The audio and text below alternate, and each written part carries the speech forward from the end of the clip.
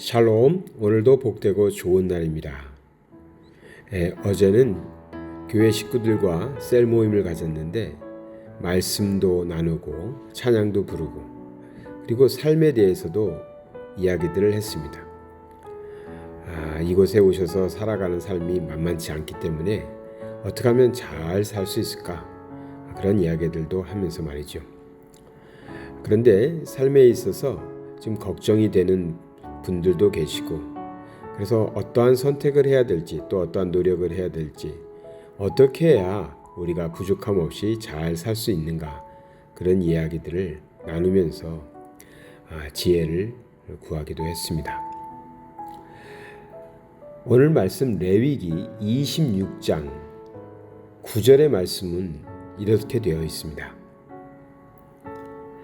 내가 너희를 돌보아 너희를 번성하게 하고 너희를 창대하게 할 것이며 내가 너희와 함께 한 내 언약을 이행하리라. 아멘. 우리에게 너무나 마음에 딱 와닿는 말씀 아닙니까? 너희를 번성하게 하고 너희를 창대하게 할 것이다. 번성케 하시고 창대케 하신다는 것, 너무 마음에 듭니다. 번성케 하다라는 말, 여기 파라라는 단어를 쓰는데요, 이건 열매를 맺는다라는 말에서 옵니다. 또 창대케 한다라는 라바라는 말은요, 크게 된다, 그런 뜻이 있습니다. 이 두 동사 모두 차고 넘치는 풍성한 축복을 나타내는 표현입니다. 이러한 복이 우리에게 있다면 걱정 없겠죠. 이렇게 번성케 되고 창대케 되는 복을 누릴 수만 있다면 우리는 이 세상 살아가는데 근심 걱정할 일 없을 겁니다. 잘 살 수 있을 겁니다. 이래서 우리는 어떻게 하면 이 하나님께서 주신다는 번성하게 되고 창대케 되는 복을 누릴 수 있을까? 그것을 성경 속에서 찾아봐야 되겠죠. 레위기 26장에는 몇 가지 이야기가 나오는데, 하나는 우상 숭배를 하지 말 것, 또 안식일을 지켜야 되는 것, 그리고 세 번째 나오는 것이 오늘 말씀 순종에 대하여 말하고 있는 것입니다. 순종하면 이러한 축복을 주신다라는 말씀이 26장, 레위기 26장 3절에서부터 쭉 나오는 것입니다. 그래서 3절에 보면 이렇게 시작합니다. 너희가 내 규례와 계명을 준행하면, 이렇게 시작합니다. 너희가 준행하면, 조건절이라는 거죠. 너희가 준행하면 이런 축복을 받을 수 있다라고 지금 말하고 있는 것입니다. 4절에는 내가 너희에게 철 따라 비를 주리니 이랬습니다. 철을 따라서 비를 내려주신다는 것입니다. 팔레스틴 지역은 원래 건조하기 때문에 일반적으로 10월 말에서 12월 초에 내리는 비가 있고요, 3, 4월에 또 내리는 비가 있습니다. 그래서 10월에 내리는 비를 이른 비라고 표현하기도 하고 3, 4월에 내리는 비는 늦은 비다라고 표현합니다. 그런데 이 이른 비는 보리나 밀을 심을 때 유용하고요, 늦은 비는 여름 곡식을 심을 때 꼭 필요한 것이었습니다.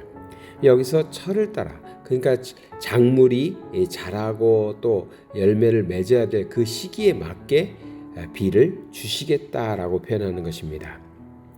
5절에도 너희의 타작은 포도 딸 때까지 미치며 했습니다. 농산물이 계속해서 나오는데 언제까지 나오느냐?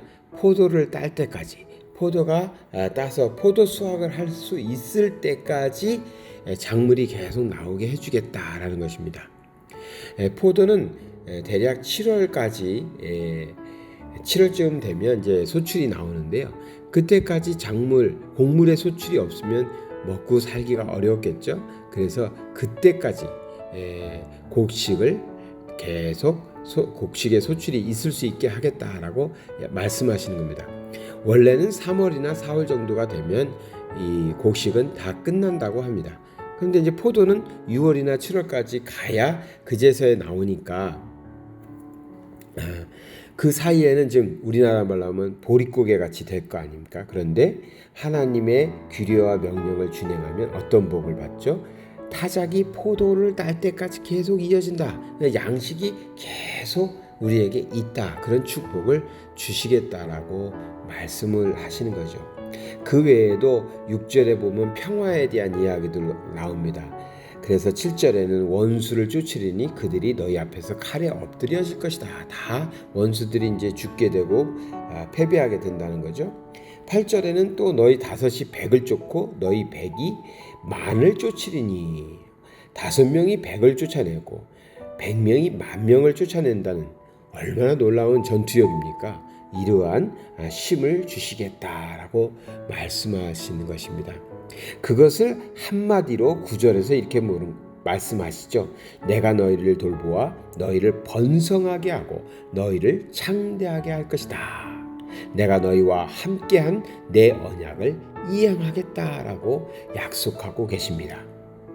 이 모든 축복들이 어디에서 온다고요? 3절 조건절 너희가 내 규례와 계명을 준행하면 내 규례와 계명을 지켜내면 그대로 살아가면 이 모든 복을 주시겠다라고 말씀하시는 겁니다.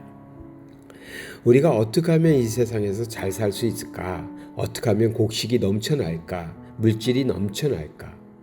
우리의 삶이 번성하고 창대하게 될까?